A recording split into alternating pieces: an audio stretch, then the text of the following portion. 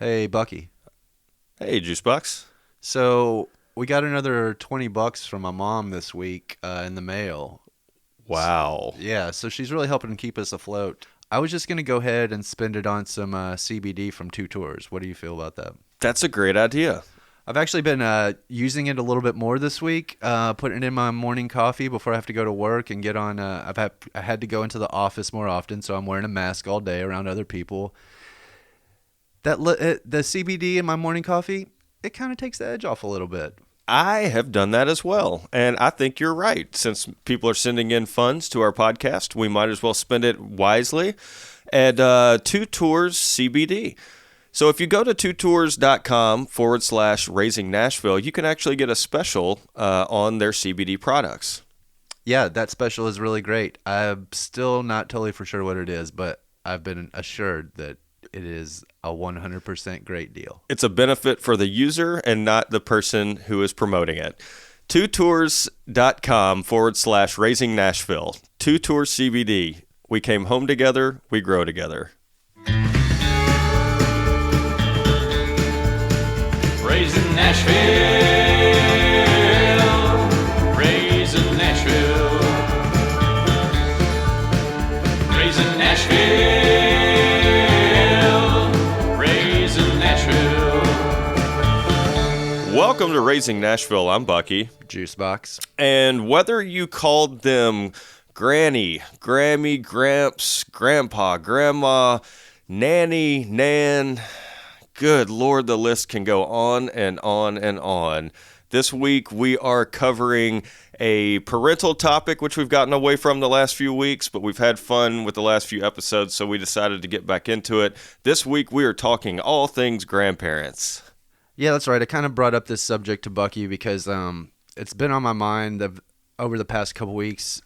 Basically, I read an article about how a teacher... The thing that really got me thinking about this is I read an article about how a teacher kept referring to kids' students over these like virtual learning classes. They're like, get your parents help, have your parents help you with this, have your mom and dad help you with this. And one of the kids had to chimed in and was like, well, I don't live with my mom and dad. I live with my grandparents. And then from there was like another, there was other kids that were like, well, I have two moms. I don't have a mom and dad, or I have two dads, or I only have one mom. So it just like, it opened up this whole thing, and this teacher was saying that they had to be more mindful about that nowadays because, not everybody has a mom and dad.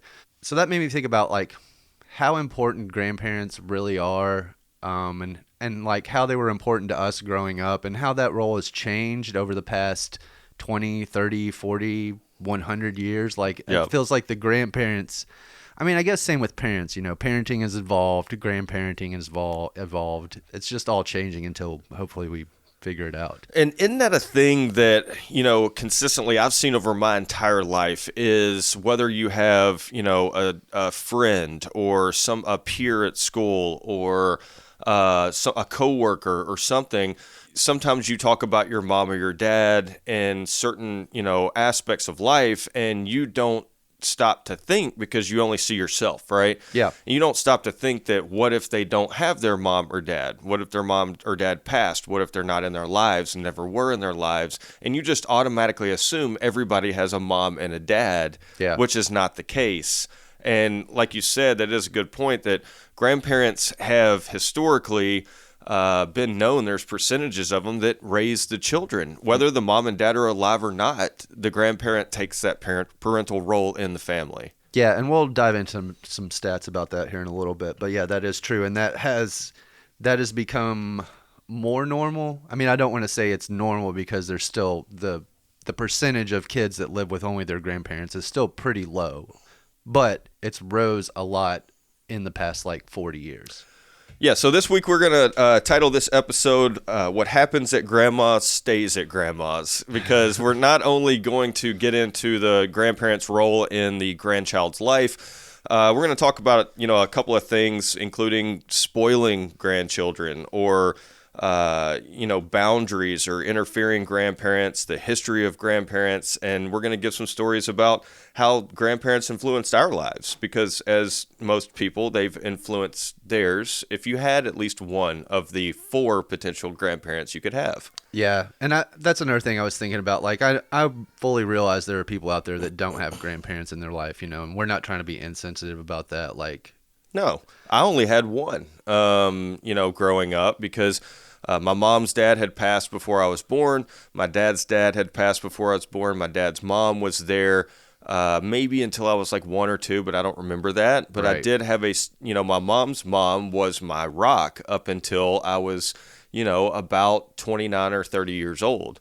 Yeah. And she was a big influence on our life. As you're going to see throughout this episode, my mom and I actually lived with my grandmother for a stint. She was a single mother and trying to raise me and afford everything and afford, the fruits of life. And she just couldn't do that on her own. So what happened was we moved in with my grandmother for a little bit so she could get, on her feet. And then we eventually moved into an apartment together. Yeah, and from what I've read, I feel like that scenario is fairly common, especially, in the past 30, 40 years, like I said. So grandparents didn't always get the best rap, especially back in the day. And I think about the late 70s, early 80s, which we'll talk about, is kind of when the grandparents, there's something came to light where there were these big, lovable, fluffy teddy bear characters in a grandchild's life that, allowed a little bit more than the parents would allow. But earlier in the century, they didn't always get the best rap because there was a generational gap. They were oftentimes the parents, or what happens was their parents, so we're going great-great-grandparents here, were, set in their ways. They had this, I talk about, or we talk about, or you hear on the streets, 20 is the new 30, 30 is the new 40. Back then, they're working at like 6, 7, 8 years old. We talk about Jack Daniels starting a distillery when he was like 9.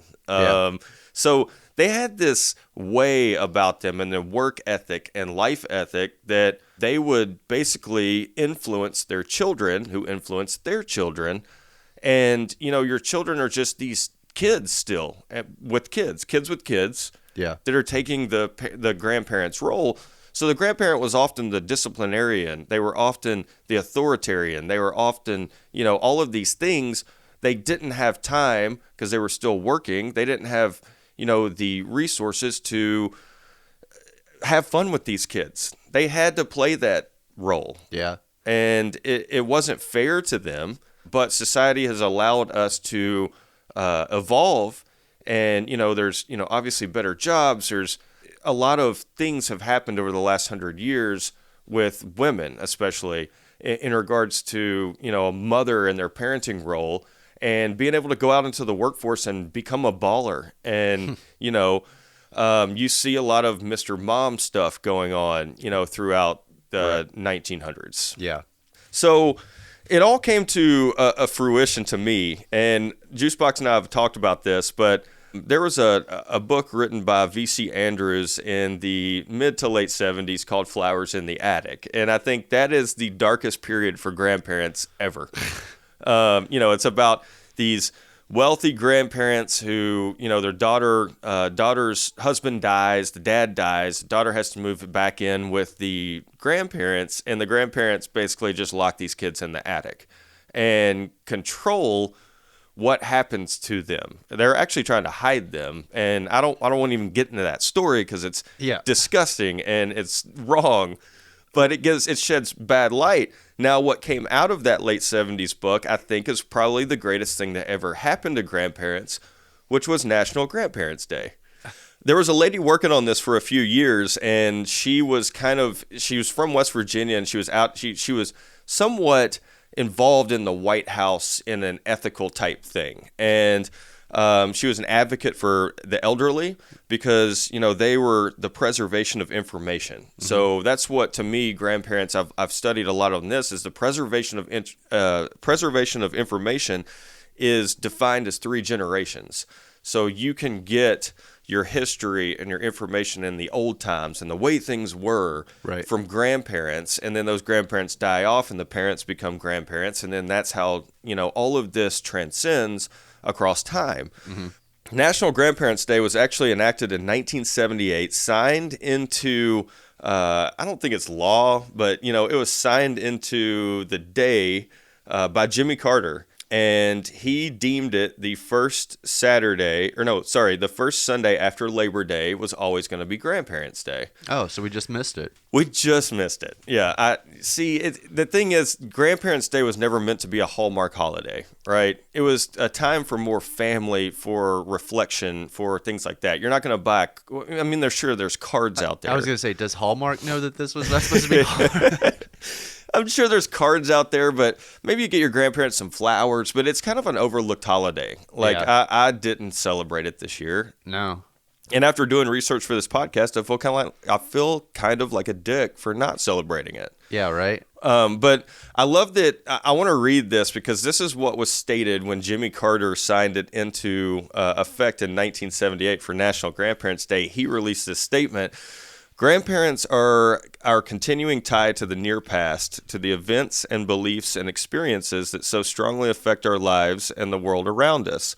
Whether they are our own or surrogate grandparents who fill some of the gaps in our mobile society, our senior generation also provides our society a link to our national heritage and traditions. Now, this is where it gets fun for me. We all know grandparents whose values transcend passing fads and pressures, who possess the wisdom of distilled pain and joy, because they are usually free to love and guide and befriend the young without having to take daily responsibility for them. They can often reach out past pride and fear of failure and close the space between generations. And I just wanted to touch on the fact that they can be free to love and guide and befriend the young without having to take daily responsibility. Yeah. That is the definition to me of a grandparent. That sums it up. They get to do all the fun stuff. They don't have to do the disciplinary stuff. No, or generally they don't. True, and the key words there are they feel free to. Free being the word. Like, it makes you feel like, as a parent, you are trapped in a cage with these children. Whoa. And they are growing, and they are getting wilder, and they are getting more defiant, and a grandparent gets to reap the rewards without having to put them to bed at night, if they're not staying the night at their house. Yeah, no, grandparents give your kid a Coke and send them back to your house right before bedtime. Let's talk. You mentioned it before. You only had one grandparent in your life as you were growing up, but you said you were really close to her, and I remember. I think she passed away like right after we moved here. I remember going to her funeral with you, and I mean, thank you. You could tell. You could tell she meant a lot to your family, and she was like a really strong lady. She never drank, smoked a cigarette, or any drugs ever in her life. Although one time I was sifting through some pictures after she passed, and we did find a picture of her on a porch holding like a 1972 Budweiser bottle. And I was like, man, if she was still alive and I found this picture, I'd be calling her out on that. Yeah. She was like the wholesome, church-going, the definition of this wholesome grandmother. Yeah, but she probably drank a beer in the 70s. Yeah. So I grew up like...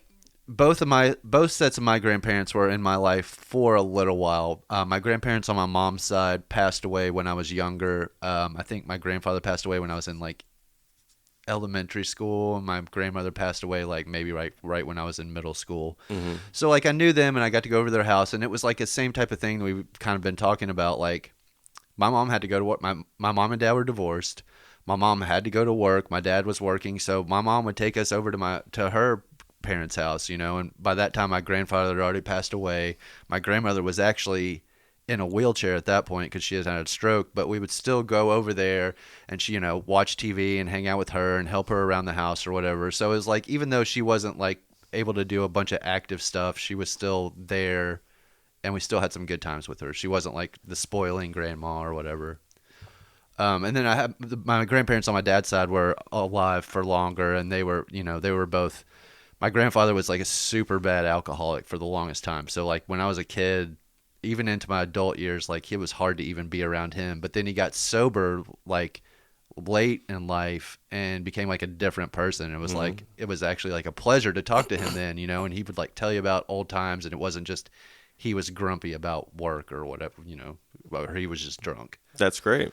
So yeah, I mean, I feel like I've been blessed to have some really good grandparents, and I can remember talking about spoiling a little bit. My grandmother would always take us to McDonald's. Always take us to McDonald's. So then it got to a point where my parents, I'd be like asking my mom and dad, like, can we go to McDonald's? And they're like, no, we can't go to McDonald's. Like, but grandma takes us to McDonald's. And that's perfect 80s spoiling right there, is being able to go to McDonald's. Yeah. I mean, and it was something like anytime grandma picked you up, you knew you were going to go to McDonald's. Now that's not even spoiling anymore. I think parents just take kids to McDonald's to shut them up. That's Wednesday. I don't feel like making dinner. Let's go to McDonald's. Yeah. Let's grab a Happy Meal for the kids. Depending on the toy, it makes them happy. It's funny. I took our 10-year-old to Wendy's the other day, and we had this conversation. I don't mean to get sidetracked, but toys and Happy Meals, McDonald's versus Wendy's, there's no comparison, right? Wendy's is always like a book or some activity thing, comes with crayons or something. McDonald's always has like the name brand movie that's out, or the TV show, and they have actual physical toys. Yeah, like a proper toy. Yeah.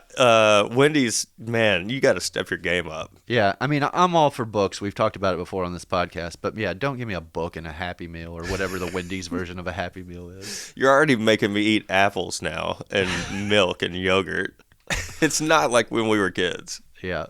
So speaking of spoiling, I want to jump into this really quick. That is a big part of being a grandparent, right? It's almost a rite of passage. Yeah. We talked about it earlier. The grandparents get to sugar them up and buy them gifts and shower them with everything, and then send them on to us, and we get to reap not the benefits of any of that. They're asking us for these things that they can get at grandma and grandpa's house. It's not fair, but to me, it is a rite of passage, and I think it's a right for them to spoil them. Absolutely. I feel like they're just, we've talked about it before on previous episodes, but it's like chasing that feeling of when your kid has that look of excitement or happiness on their face. It's just like you're constantly chasing that. They're still chasing that, but now they're chasing it from like, they're remembering from when we were kids, and now they're like trying to find that fix at that kid happiness fix again or whatever. They don't have to be the angry parent anymore or the disciplinarian parent. They basically did their time. Yeah. They raised us, and now we have children, and now they can do it right. Like all of those rich Brad and Angie kids that, get to live life without any worry at all. It's almost like that on a smaller scale. They pick the kids up. They get to have a little bit of fun with them. They buy them whatever they want in some cases, or can't give them candy, or, let them do things that we wouldn't actually let them do, and then bring them on home. Now, that can... I'm confused about this parallel between Brad and Angelina. I don't know. I tend to bring them up on the podcast as rich people who have kids, then those kids don't have to worry about anything. That's right. We established that they were lizard people that lived at the center of the earth, too. Correct. I remember now. They get a lot of airtime on Raising Nashville Podcast. But anyway, there are ways that spoiling is negative, and there's three types of spoiling grandparents out there to me. There's super shoppers, there's goody giving, and there's permissive, right?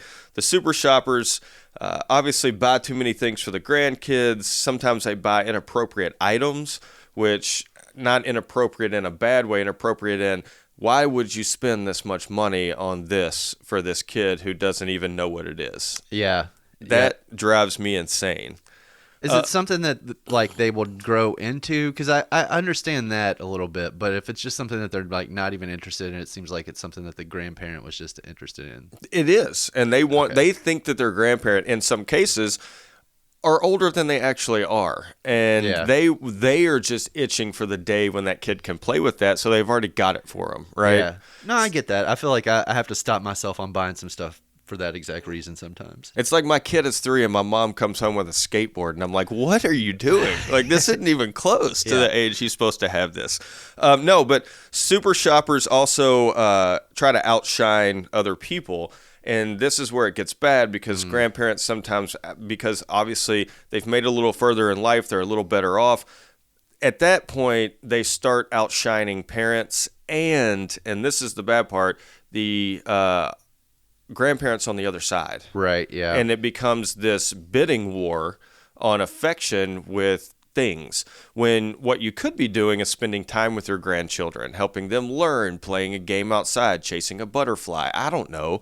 Instead, you're trying to one-up each other, at every holiday or birthday or Christmas, and it's just not healthy, right? It might be healthy for you. You might think, oh, my day is done. I did my work. I bought the coolest, shiniest toy at Target, and now I can just sit back and reap the rewards of being the coolest grandparent on the planet. Right. That's not good. And it kind of, that is one bad part of being, a grandparent and what their influences on a child. The second one I mentioned was goodie giving. Now, this is old school, right? Goodie giving comes from those grandparents' days, and it reminds them of how they were spoiled when they were kids, right? So you're talking about just candy, right? Yeah. There's a candy dish at their house. You grab some candy. They always have candy in their purse. Right. I always had to go to church, and I was, 4 or 5 years old, sitting in the main church service, just itching, just trying to do something. And my grandmother would just roll out the Lifesavers, dude. I mean, one by one until that service was over. I probably ate 16 Lifesavers every Sunday. That's hilarious. You're getting antsy, so here's some sugar. But there are bad parts about goodie giving, and it's not just like little candies. It's ice cream.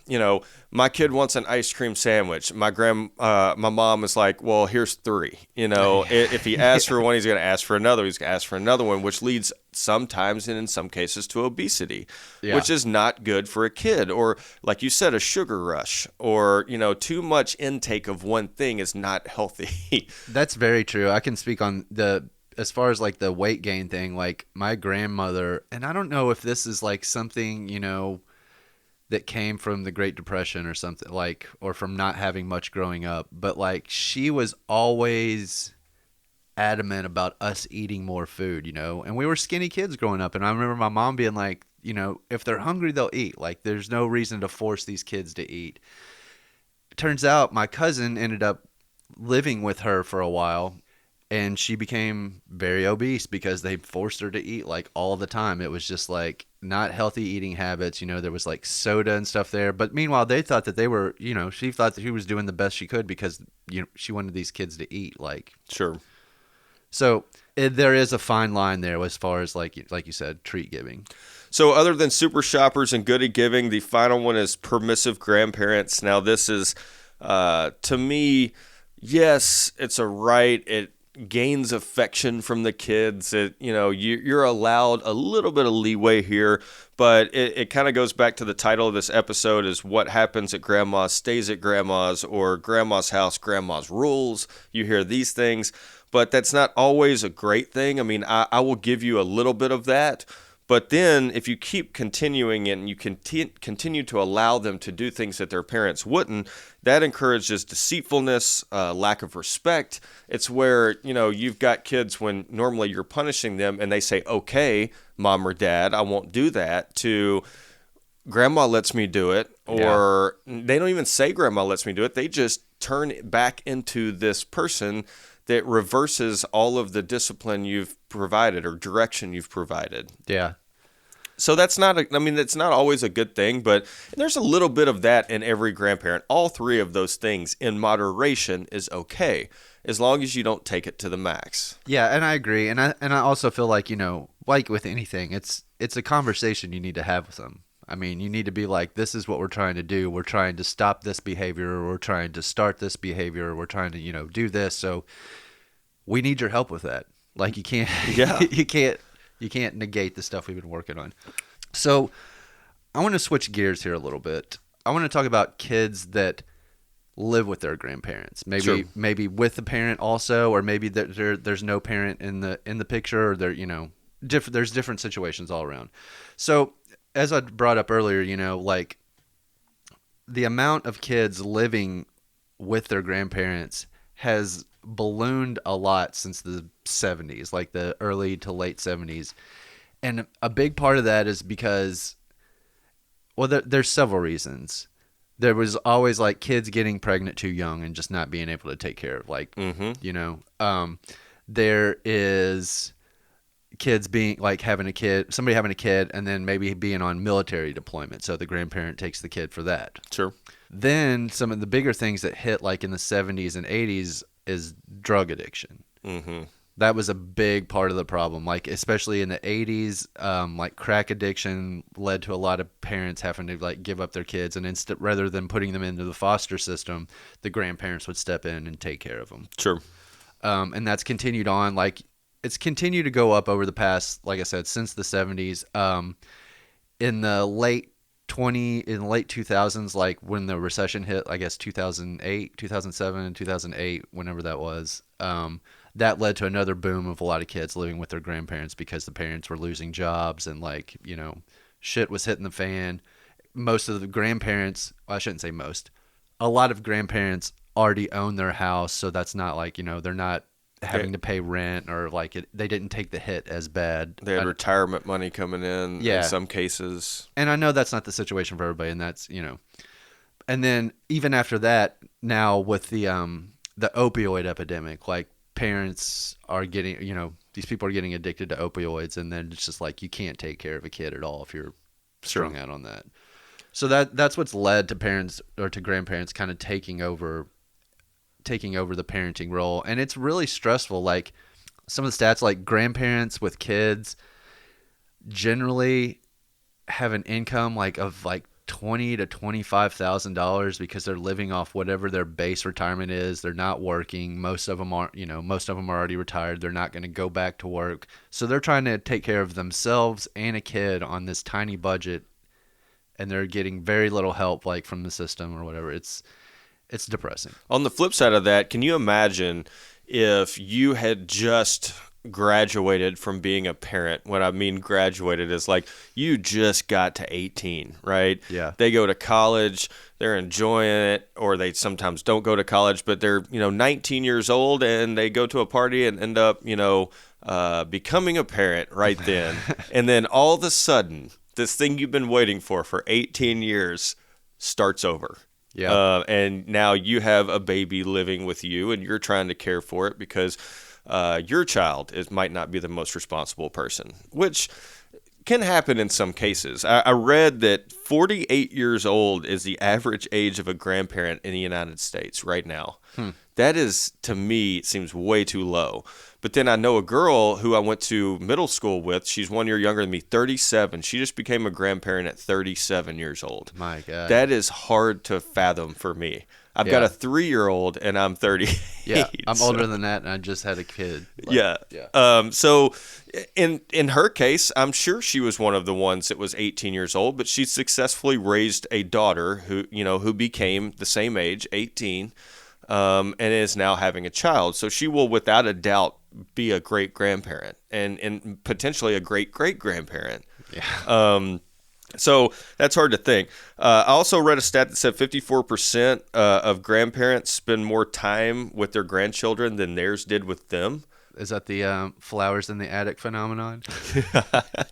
Probably, yeah. That book came out and everybody was like, whoa, we've been effing up for a really long time. Yeah, we got to reverse this role here. They're going to make movies about this, which they did in 1987 and again in 2014.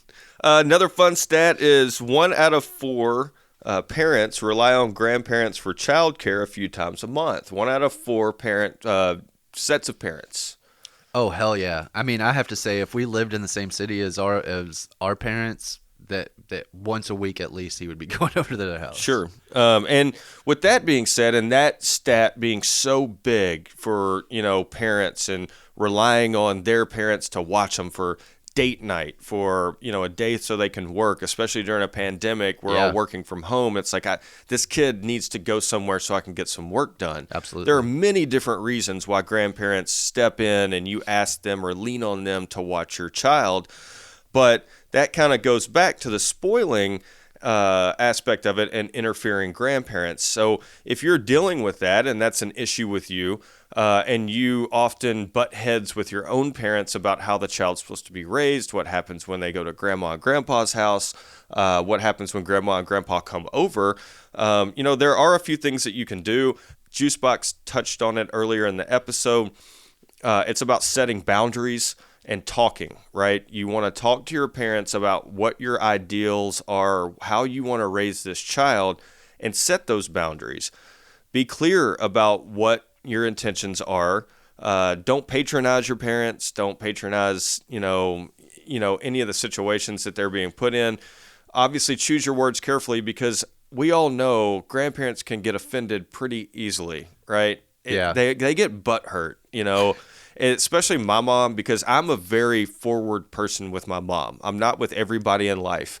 And it sucks to be related to me because I'm forward with my wife, my children, and my parents.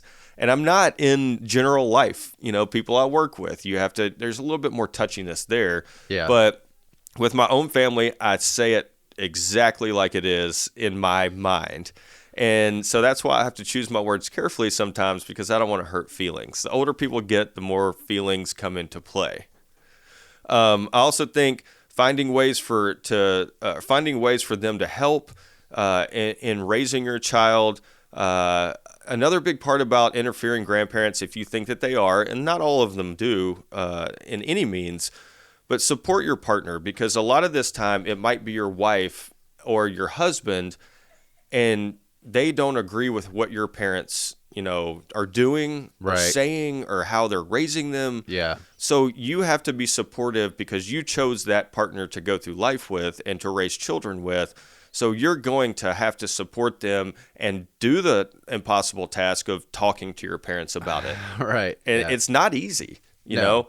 I've had to do it several times. Like you said, sometimes tough conversations are not easy to have, but they have to happen. Absolutely. So we're sitting here rambling on about grandparents, but we thought we would call a grandparent and get their opinion on some of this stuff, ask them some questions about it. So we need that brutal honesty. So we decided to call up probably the biggest fan of the show out there, one of our financial supporters. We're having my mom, Grammy, on the episode. Thank you for having me. It's an honor. And thank you for sending that money over. We really used it wisely in the promotion of Raising Nashville. All right, so we're just going to, as you know, we're talking about grandparents today. So we're just going to have a couple quick questions for you to get your view on a couple things. Okay. First, our kid is your first grandkid. So give us a little, when we called you on the phone and told you that you were going to be a grandparent, where were you and kind of what was the situation there? Well, I will never forget that moment. I may forget a lot of things as I get older, but I will not forget this. I was in the cereal aisle of Kroger trying to decide if I wanted to buy a box of grape nuts. I was just staring at that box of grape nuts. Do I want these? And that's when I got the FaceTime call telling me I was going to be a grandma. Well, I had been looking forward to that for such a long time. So I became very emotional. And when we hung up, I knew I had to tell someone else immediately or I was going to explode. So I just kind of wandered up and down the aisles till I saw a woman who looked kind of friendly. And I just said, I just found out I'm going to be a grandmother for the first time. And she smiled and said, oh, congratulations. So that really, helped me, kept me from exploding with happiness and excitement and crying like an idiot in the middle of the store. Anyway, I totally forgot the grape nuts or the cereal, and I went to the baby aisle and immediately bought a bunch of little baby outfits. Oh, that was where my mind was going at that point as I was concerned about the grape nuts. Yeah, but to this day, every time I walk down that aisle in that Kroger, I think about that. I think about that moment and just kind of smile at myself. So. That is pretty cool. That's so great that happened pre-pandemic. Now I don't feel like you could walk up to anybody and No. say something to them. Okay, so another thing we've been talking about on this episode is kind of like the role of grandparents. You know, it's kind of, from what we've been able to research, obviously, like we don't have a ton of firsthand experience outside of our own grandparents. But what we've been researching is the role has kind of changed a little bit over the past 100 years. Like grandparents, it seems like used to be much more strict, and they were almost seen as like disciplinarians, maybe like, you know, turn of the century, early 20s, 30s, stuff like that. So with that being said, what do you think is like kind of the role of the grandparent in today's times? Well, I made myself a list. So if it sounds like I'm reading a list, I kind of am, but it's my list. Number one, I think my role is to be available and supportive to the parents as well as the grandkids. And by that, you know, just available. Do you need me for anything? You know, and supporting you and backing you up in your goals for Barrett. And the other one is to extend the unconditional love that the grandkids get from the parents, and to spoil them with time and attention. I think rather than toys and ice cream, or in Barrett's case, frozen yogurt, you know, but not giving in to every little thing that they want materially, but just to give them that quality time and to make things fun and to give them fond memories that they can look back on when they're grown.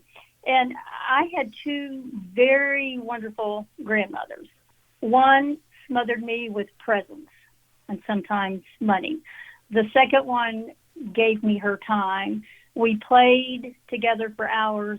She would read books to me. We sang songs. We went for walks. She would recite poetry. You know, it was just this quality time that we spent together that I look back on with really fond memories. So I see a role of a grandparent, especially my role, as just providing that fun quality time. I love that you mention spoiling, because that is a pretty decent part of this episode as well. So I have to touch on that a little bit further. You mentioned your two grandmothers, the one who spent time with you, played games, read poetry, and then the one who bought you things. Did those things go unnoticed, or were you still happy when you received the certain presents from that said grandmother? Yeah. Oh, yes. I mean, what kid doesn't love a package all wrapped up with a toy inside? It was wonderful, and I loved her for that. I didn't hold anything against her because I was getting these presents, but it's what you look back on. You know, a present is short-lived. A toy will wear out. Money will get spent. But when you're an adult and you look back on your youth, you remember that person that just was there with their time and Sure. attention. Do you, and I'm going to follow up one more, and this might be more of a difficult question, but do you consider yourself a permissive grandparent, meaning that you sometimes allow Barrett or the grandchild to do a little bit more than the parents would do before the reprimanding really comes into play? I think so. Yeah. And I try to be real careful, though, because I know what his parents' rules are, you know, about certain things. And so that's what I meant earlier about being supportive. So I try to, you know, back them up and not give in. But I could very easily be a pushover. It's hard. Like when he asked for that second frozen yogurt, I am ready to go and get it. And then he'll ask for a third after that, and he'll ask for a fourth if you keep giving into it, though. Yeah. So I haven't done that. I've abided by that rule. But here's what I do. Rather than Grammy be the one that says no, I'll say, well, your daddy or your mommy said no, you can't do that. Oh, wow. So you play that. You play that card. Like, Grammy would do it, but, you know, mom and daddy say no. Yeah, that's fine. We'll be the bad guys I'm on sorry that one. to confess that. No, it's fine. Okay, so we just heard you call yourself Grammy there. Let's talk about how did you land on Grammy? Everybody's got their own. It seems like every grandparent has their own name that they want to be called, or they have an idea. How did you land on Grammy? I thought about it for a long time. And my sister and one of my best friends, Lynn, they both go by Grammy. And I always liked hearing that, hearing them call that. It just had a nice sound to it. And so it just felt like the natural thing for me to be called. And sometimes I'll shorten it to Graham. Mm-hmm. When I'm talking to Barrett, I'll just refer to myself as Graham. So Graham, Grammy, either one of those. It just feels right. I don't know. I mean, I love it. I think it's great. I love hearing Barrett wake up, after you visited us and you have to go home, and he wakes up the next morning. He's like, "Where'd Gamey go? Where'd Gamey go?" I know. It's so great. Hearing him say it is just, it's like my favorite thing to hear. Well, those were incredible, question and answers from, a true natural grandmother. And we thank you so much for your time today. We hope that, the evolution of being a grandparent is just continually rewarding. I'm sure it will be. And, keep on doing it, because we see him smile on a daily basis, and we know the importance of the role of the grandparent in the child's life. So again, thank you for taking some time to come on and, answering some questions for us. Thank you. Thank you for having me. It was a lot of fun. And keep sending us some money. I will do. Hey, I got to keep this going. All right. Thanks, Mom. All right. You're welcome. Love you guys. Bye-bye. Bye. All right, so I want to say thanks to my mom for being on the episode. That was awesome. She is the typical grandmother. Yeah. Other than the fact that she had the two grandparents, and one that bought her things and one that spent time with her. I loved that, to analyze that and to say which one stuck with you longer. Yeah. And it was the one who spent time. Of course, yeah, because that's like she said, you'll have that material item for a little while, or even if you keep it forever, it's not the same as your grandmother reading a poem to you or reading books to you. And that's one thing I'm so grateful for, is that my mom is so into that. Anytime she comes down here, I know that her and Barrett are going to read every single book on Barrett's bookshelf, and they're going to play with all the markers and all the crayons. They're going to get real hands-on with all the stuff he has, which I think is awesome. Can't buy me love. You can't. You can try. Before we wrap it up here, I wanted to talk about some of the things when I was doing research on this episode, I was finding some stuff people are asking questions like, what to do if you have toxic grandparents, or are my grandparents toxic, or maybe this is something that you shouldn't say around your grandkids or whatever. So sure.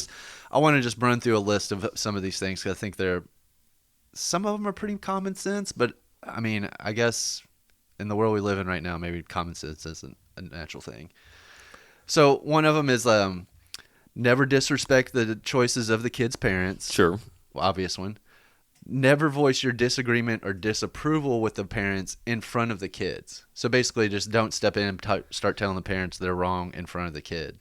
Well, yeah. Yeah. I love that now we're playing the other side of this game. They're interfering, what to do with interfering grandparents. And now it's, if you're a grandparent, here's what you do. Yeah.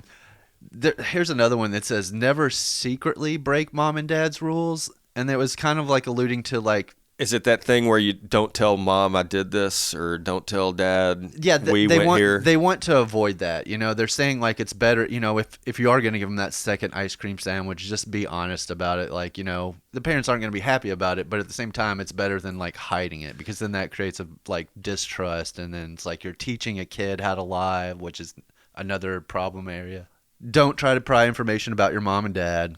Don't ask the kids about the financial problems, or if they're having marital problems or anything like that. That is definitely for older children.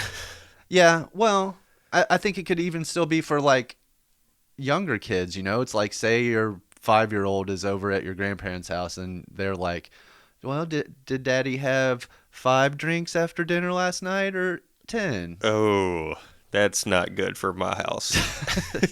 But you know what I'm saying, that they're trying to get information or dirt or something on the parents. Yeah. Never think that your bad habits go unnoticed. So if you smoke or cuss or drink or whatever in front of the kids, I think that's an obvious one. Kids are sponges, they absorb everything. I found the other day I was driving by, I was driving through where some of the areas of town over in East Nashville that are still like wrecked from tornado damage. Mm-hmm. And like I was driving down a street that I hadn't even driven down since the tornado hit, and I saw something that was like totally wrecked, and I just like kind of was like, oh shit, like just kind of said that under my breath.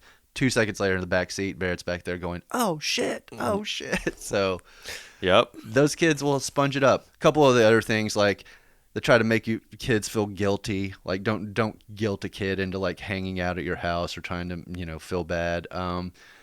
Don't like try, we already touched on this, don't try to buy their love. And just like don't undermine the parents in any way, shape, or form. Like don't one example that they were giving was like when it comes to cooking, like, oh, I make this soup better than you, or I make these muffins. Grandma makes the muffins better than mom does, or something like that. Well, I mean, that is just truth. Grandmas make better food than our parents do. I mean, let's be honest. They have years of experience doing that. Agreed, but they don't need to tell the kids that they make food better than their parents. Oh, I wouldn't say that. I wouldn't brag. Yeah. I mean, no, kids know. I mean, so anyway, I don't know. That's all I got. I don't know if we accomplished anything with this episode. I just have really been thinking about grandparents a lot recently, and I think we did. We gave you some suggestions if you're having issues with your parents and the way that they're, dealing with your children. We talked about what grandparents should do. We gave you a little history on grandparents getting a bad rap to turning into these big lovable creatures. I wanted to say definitely that I read this is grandparents are an economic engine. There are $52 billion spent in the U.S. from a grandparent buying something for a grandchild every year. I think one last thing I want to touch on about that, like you said, sure you're going to buy stuff for your grandkids. I feel like if you can try to lean more towards stuff that you can do interactive, like an activity or something you can do with your grandkids, I feel like that's always going to be better. Just like my mom said, she valued the time spent with her grandmother more than just the material objects. Not that she loved that grandmother any less, but she valued the personal time with reading and working on art projects and all that stuff. So keep that in mind. Yeah, take them to a park, skip a rock on a pond, feed some ducks. I don't know. There's things you can do outside. Make imaginary houses. Build, those with your couch or something in your house. Just turn it into a different world for these children other than, hey, I'm going to buy you this toy and we're going to play with this toy and then you're going to be bored and start watching TV. Make it creative. As always, we hope you really enjoyed this week's episode. We were happy to get back into a parenting topic. We've got some really incredible stuff lined up for the fall. I think next week we might have some special guests overtake our podcast. Yep. We have a big October run, which we've been talking about each week, and we are going to round this year out with some very special down-to-earth Tennessee things. As always, wherever you're listening to our podcast, feel free to just suggest it. If you see somebody passing by or you listen to it this morning on your way to work or, on a long drive, if you see somebody in a grocery store, say, hey, you should check out Raising Nashville Podcast. If you're in the cereal aisle deciding whether or not to buy grape nuts. And I don't know where I'm going with this. I know where you're going with that. Just tell that person in the next aisle over before you tell them that you just had a grandchild to listen to Raising Nashville Podcast. It would really help. We're here each and every Monday. We really appreciate it, and we will see you guys next week.